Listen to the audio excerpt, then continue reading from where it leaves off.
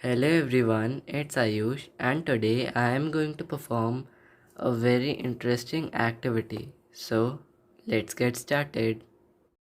So, the materials required for this activity are some water, a matchbox, and some toothpaste. So, to perform this activity, we need to take some matchsticks and put them into the water. So, as you can see here that all the matchsticks have completely soaked up the water. Now, we will take them out and now I will try to light these matchsticks up. So now I will try to light these matchsticks up.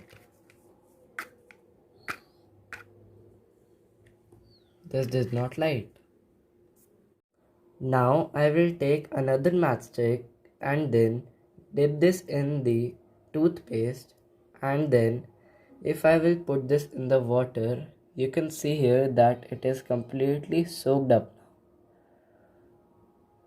Now I will wipe this out and then I will try to light this up.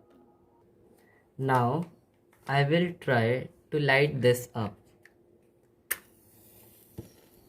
As you can see here that this matchstick lighted up.